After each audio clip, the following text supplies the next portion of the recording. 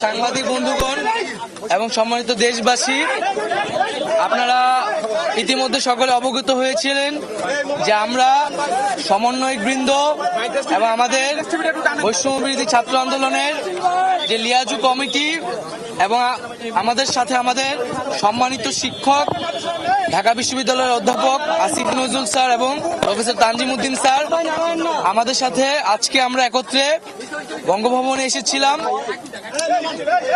মহামান্য রাষ্ট্রপতি এবং সেনাবাহিনী, বিমান বাহিনী এবং নৌবাহিনী, তিন বাহিনী প্রধানের সাথে আমাদের দীর্ঘ সময় বর্তমান পরিস্থিতি এবং অন্তর্বর্তীকালীন সরকার নিয়ে আলোচনা হয়েছে।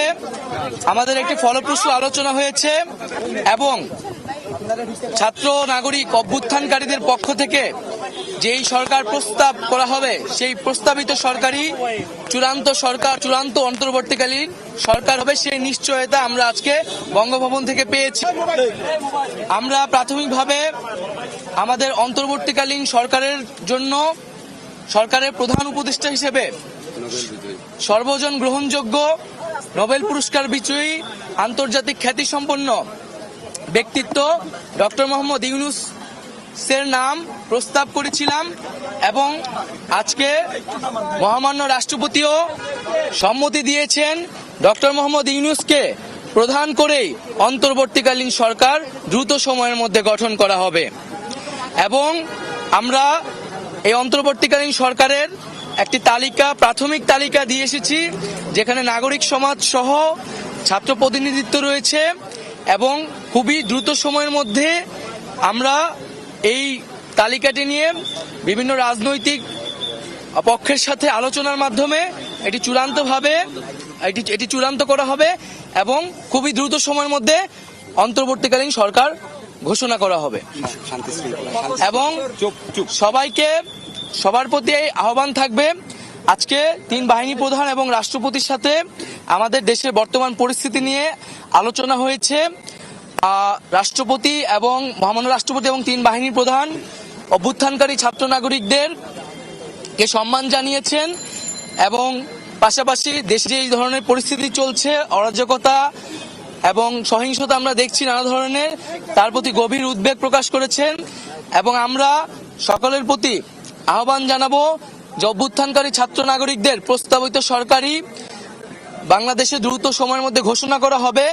জনগণ যাতে সেই আস্থাটি রাখে এবং আমাদেরকে অবশ্যই সরকারি স্থাপনা, রাষ্ট্রীয় সম্পদ এবং আমাদের যে সংখ্যালঘু সম্প্রদায় রয়েছে তাদেরকে রক্ষা করতে হবে এবং পুলিশ বাহিনীকে, আইন শৃঙ্খলা বাহিনীকে পুনর্গঠনের মাধ্যমে দ্রুতই জনগণের মধ্যে শান্তি শৃঙ্খলা ফিরিয়ে আনার জন্য নিয়োগ করা হবে এবং ছাত্র নাগরিকরা যে আজকেও ঢাকা শহরে ট্রাফিকের দায়িত্ব নিয়েছেন,